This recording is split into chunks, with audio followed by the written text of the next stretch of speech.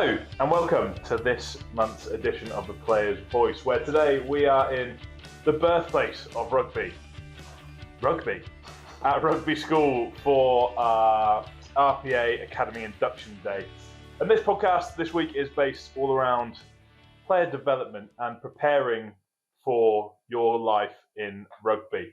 I'm delighted to be joined today by Burrell, former England international and Premiership superstar. It's very kind of you. I like to, really blow some smoke at you before we start. I like that. And Cheyne, head of player development and wellbeing at the RPA. Lads, how are you? We're halfway through the day. We're on our lunch break. Just had a delightful chili. Have you actually not eaten yet? Oh, shame. I've just had a delightful chili. I've actually not eaten either. Okay, so I've just had a delightful chili. Of course, the front row, Maddie. How have you found the morning, gents? Yeah, it's been very good. First of all, nice to see you again. And you, mate. I mean, it's been a while since we stepped on that field together. It's great to see you doing great things, Beef, first and foremost. But it was a great morning. Luke, I think obviously what you guys at the RPA are doing, I was here last year and I saw the work that you were putting in then. And I just think from what I've already seen this morning, it seems to be a project that's really growing for you.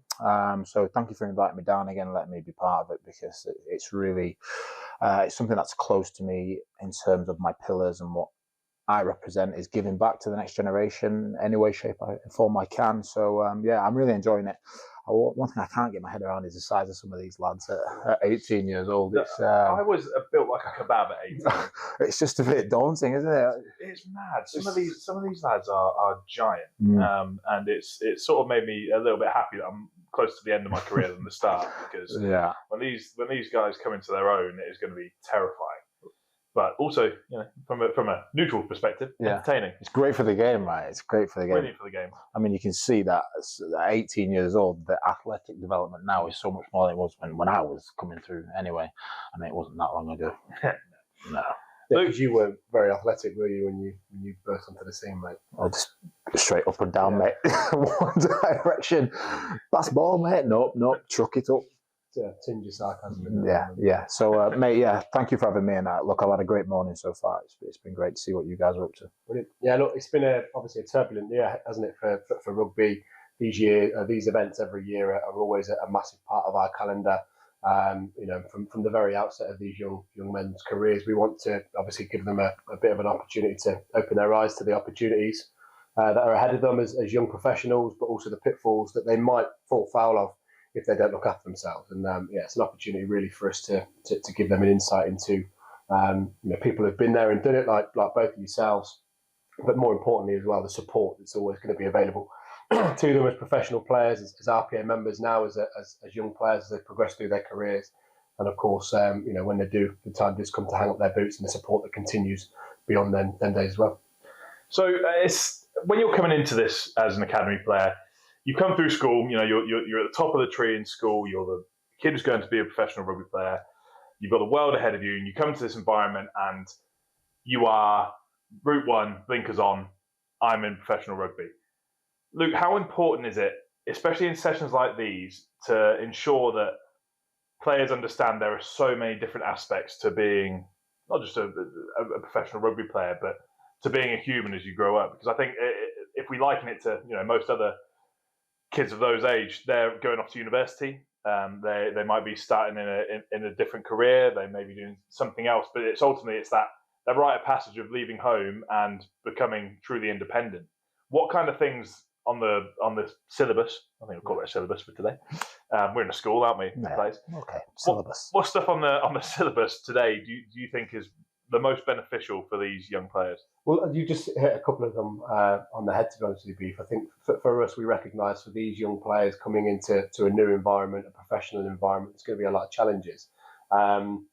We spoke in one of the sessions this morning. We'll speak more about this afternoon around me as a young player. What are some of the things that I need to do in order to prove myself, and not only from a rugby perspective, from a performance perspective, but kind of fitting in and culturally from an environment point of view. How do I really, am I able to be myself and, to grow in that sort of sense, with also recognising there's a pressure that might be on my shoulders and an expectation, not only from what I place onto myself as a young player, but also for those around me. And that might be kind of parents and friends at home going, you're a young player now playing for Northampton Saints, you're the next big thing, and they can already see the opportunities that come ahead of that.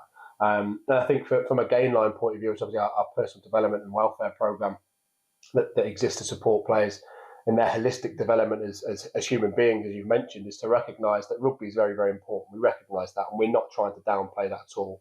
But we want to give them the opportunity to build pillars, if you want to use that word that Luther's used before, and that's certainly part of our syllabus, as we use the word pillar. To be good people, and hopefully off the back of that, performances will automatically follow. But we recognise there's a lot of things in their young careers that they won't have control over. There is going to be the risk that almost all players will go through where they're not selected, where they're injured, where they go through a poor patch of performances or results. And it's how can we give them the tools, and how can we allow them to develop the tools to enable them to be able to manage themselves appropriately and support the people around them when those things do happen. Because there's, the career in professional sport is an opportunity for lots of highs. Lots and lots of highs, but there's also an opportunity for lots of lows if you don't look after yourself and those around you. So I think that's a big part of it as well. And Luther, you're hugely experienced in the game. You've played a lot of rugby. You've seen a lot of different cultures, a lot of different environments in the sport. We've sat through a couple of sessions this morning. Is there anything that, if you're talking to 18-year-old Luther now, is there anything that you've seen this morning that you would have liked to pass on to him? So much. I'll tell you that. So much. I think society's evolved, for one. The nature of the sport has evolved massively. I wish this was around when I was coming through and I was leaving school. So I left school when I was 16 and I went straight into an academy system, and I left home when I was 17 years old, and I went straight into a house, and that was me. I had to try and make ends meet. It was really tough for me. I got myself into debt. I didn't really know what I was doing. I was trying to keep up appearances first and foremost, which didn't actually really matter. I was going into a real hostile environment. I think the first team centre at the time may have been Andre Sneijman, who's a bit of a beast of a South African player. So I was a bit like, how am I going to try and be like that guy? And I put an unprecedented amount of pressure on myself, and I think ultimately that's what led to a bit later development, because I got myself in some very sticky situations. So for me, one piece of advice I'd be saying to Luther Burrell, if he was in this era, would be use what you have at your disposal here, because what the RPA are offering is so rewarding as an 18-year-old lad. And I think the messages that we heard up there were things like being able to escape and don't be defined by just the sport, because I've recently just come away. My last competitive game was the Barbarians, and what I loved about the Barbarians was it reminded me of why I loved it, because you get on the beers with the lads from people all over the world, and you just create this bond.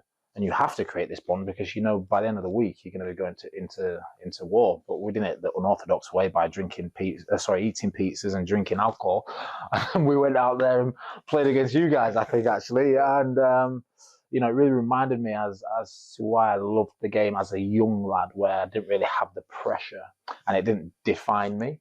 Does that make sense? Because ultimately I've come away from it, and essentially I feel that that's defined me. Now, it doesn't take away the things that I've managed to achieve in my life. Of course, I'm very proud of that, but it overwhelmed my life. And if I could, I would be advising myself, my younger self, to take advantages of the things that are in place around me.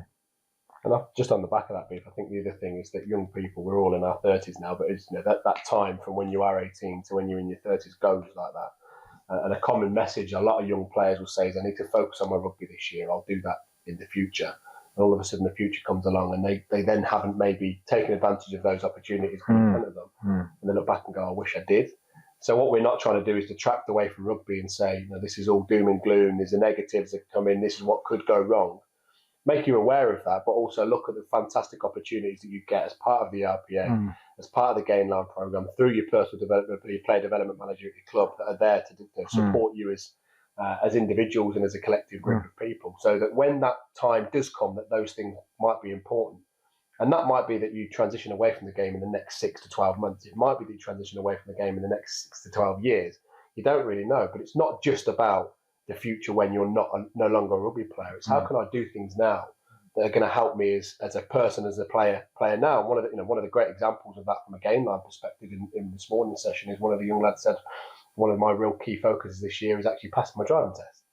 So it's not a case of, right, I come away from school and I have to go in to do a degree because that's what society is telling me I need to do. That's what my parents are telling me to do. We're given the opportunity for these young players and these young people to explore who they are away from being a rugby player, because at this stage they probably know a little bit about what they are as a rugby player and what they bring to the table in terms of their attributes and what's required of them in terms of their position. We want to give them an opportunity to explore their values, explore what's important to them. And that's going to look differently for everybody. Yeah. Some players won't know what that's going to look like yet, and that's also fine. You spoke, really eloquently this morning, Beef, about, the fact that you've been through the last kind of decade or so trying things to rule them out of the running for when you do eventually retire, and that's just as valuable as finding things that you do like. So. And I'll just jump in there. I think that's a really interesting point, because not enough players, I believe, have done that. I never really did it.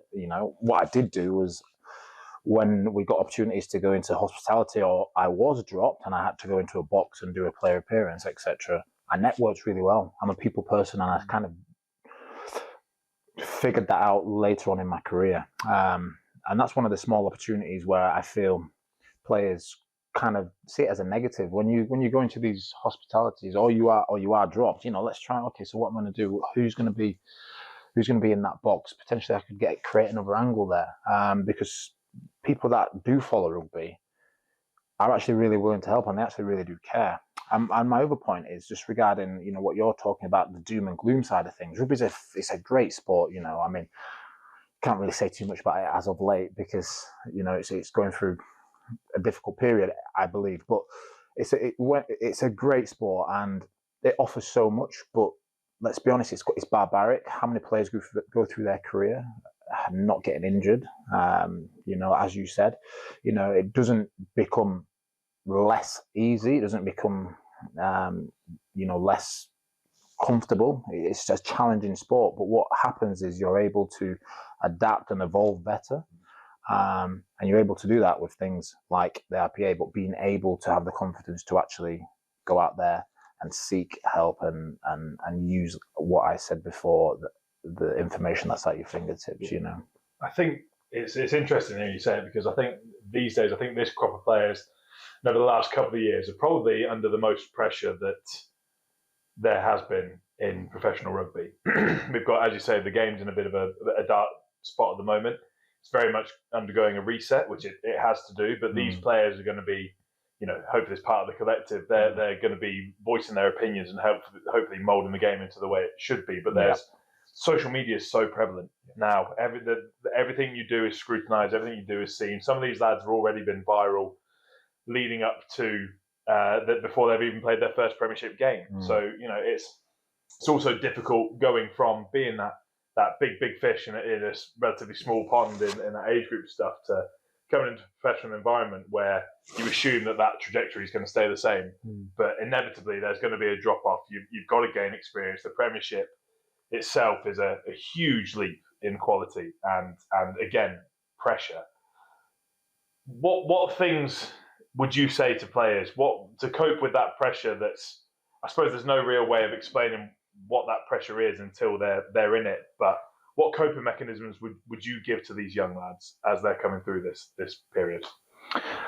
That's a really interesting question, because what works for one may not work for another. So for these individuals, as we said, they're way more advanced athletically than my generation. So that's one tick. You want to get yourself in the best shape possible. Again, mental health is a huge part of the game. Like it's huge, and that's because the sport initially is just a roller coaster. Societal issues. There's a lot of things that just are complex in the world. So I think we have to make sure some of these players are mentally strong enough to deal with what's coming their way, because essentially that when you reach the top, it's much more brutal and cutthroat essentially, and they have to deal with things. They have to deal with criticism. They have to deal with positive criticism as well, and sometimes, these lads are going to come under scrutiny, and it's going to be very tough for them. So when I talk about mental health, I think that is paramount. But I do think is not putting too much pressure on their shoulders as well. As we've spoken about earlier, you want to play the game because you love the game. Not see it as a job and it's essentially the rest of my life. It's something that you fall in love with as a young lad, and you have to somehow remember that throughout your career, because there's going to be difficult times, and you're going to come under a lot of stress and a lot of scrutiny, and it's just being able to gather as much information so you have the mental tools to be able to deal with certain situations that are thrown at you. So for me, for example, my life has been a complete ball of adversity. That's what I feel like. Don't get me wrong. I've had some amazing times. Don't get me wrong, but I mean, you've been there through some of my rough patches, mate, and it's just I feel like right now I'm unbeatable. Yeah. I'm literally like, throw anything at me, it's fine, because I've been through so much adversity, and what you get from adversity is that huge amount of resilience. And so if you can keep building on your resilience and your tolerance to just keep getting back up, and yeah, things can affect you, but don't sit in that. Don't sit in it, learn how to pull yourself out of it and what works for you.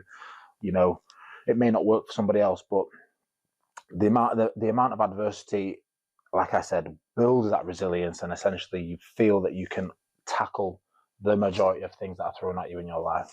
And then I think on top of that is normalising the fact that things are going to get tough. For these young people, let's not forget that for this group of players actually we've got today, a big part of their life, a big part of their kind of the last 3 years, 4 years, with everything that went on with lockdown and COVID, that was a big change for them at the age of 14, 15. From a growth perspective, in terms of spending time with friends at school and things like that, and that was all affected.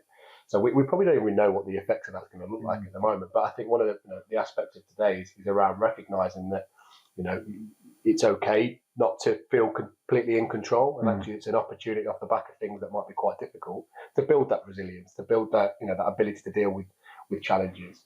And beyond that, as your life progresses, we're sitting here all as parents, and kids start coming into the mix. That provides new exciting opportunities, but also new challenges as well. And I don't think we've got any parents in this current group of senior academy players. I might be wrong. I don't believe so. But that the next kind of part of their life should be something they're very, very excited about. And we're here to try and help them do that in the best way possible. Be the best rugby player they can possibly be, and grow to be the best person they can possibly be, knowing that they've always got the support of the RPA to back them up for whatever that might look like. I agree. I think it's quite interesting because, as you say, they've got a hugely exciting path ahead of them. I think personally the game's going to get much stronger from here. There's a lot of development going on at the moment that's going to lead us towards hopefully a much brighter future and making England into one of the most desirable places to play rugby. And that'll be that will affect the careers of everyone here for the entirety of it. Fingers crossed in a positive way. But the starting sessions of this day are very much based around the pitfalls, as they should be, because to enjoy that excitement, enjoy that level of I'm trying to think of the right word, to enjoy the excitement, to enjoy the highest highs the opportunity of the game. That's the word. Thank you. You can edit that out. To enjoy the opportunities that they're going to get from this sport, they have to be able to have the longevity to stay in this game, and they can't fall into some of the easy pitfalls. I think one of my favourite sessions of these every single year. This one of the earliest ones is the lesson on social media, which, as we said, very prevalent in this group. And I think this is the first year that the person that runs it hasn't got anything particularly incriminating off one of the players' Instagrams and put it up on the big screen, which is a step in the positive direction, in my opinion. But these are the kind of pitfalls they can fall in, and then they can go and enjoy the things like winning the premierships, winning trophies, winning tight games with their friends, and ultimately, as you said, they're creating the tightest bonds. When you were this age, what was your, and this is probably going to be the last one because we're going to have to wrap up to get back to the classes. What was your biggest ambition at this point in your career? I was very, very much, I had tunnel vision, shall we say. So this is why I believe it's very different for this generation, because I was just rugby. I lived in a house.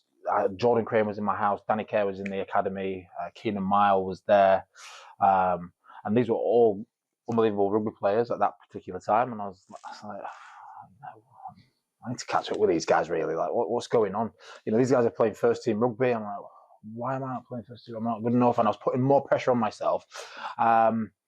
So, yeah, look, mate, it's been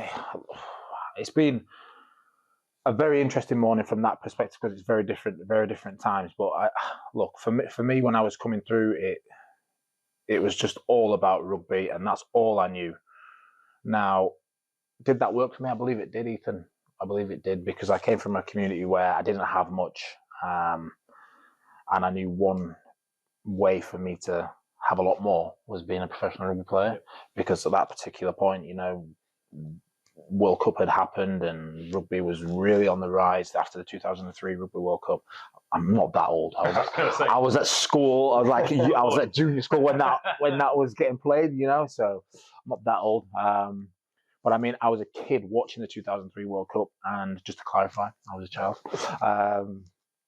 And since that moment, rugby was on the rise, and I just had that tunnel vision.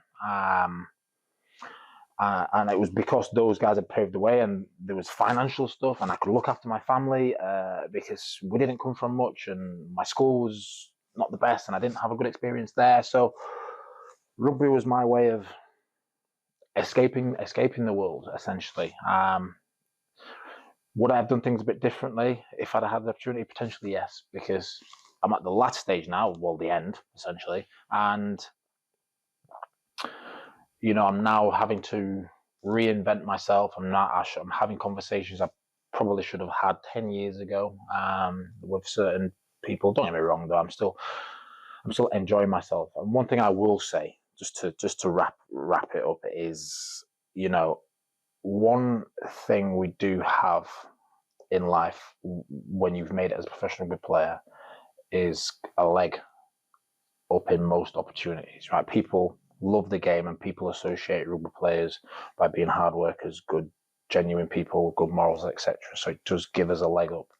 So I would advise any up and coming rugby player to just, you know, jump into their community and their network and start now creating those relationships, because, you know, it's a relationship that could have such longevity, and set them up for, you know, life after rugby. You just never know. Perfect. I think that drive is something that everyone needs to have, and clearly it paved you well for your career. I think today is about how do we keep that drive, but then also ensure that the other things don't necessarily get out of control. But we're going to have to wrap it up there. The syllabus awaits. So a big thank you to my guests, Luke and Luther. This has been The Player's Voice. If you want to hear anything in particular or any particular guests, please tweet us using hashtag The Player's Voice. But otherwise, thank you very much, gents, and we'll see you next time. Thank you for listening. All best. All best. All best.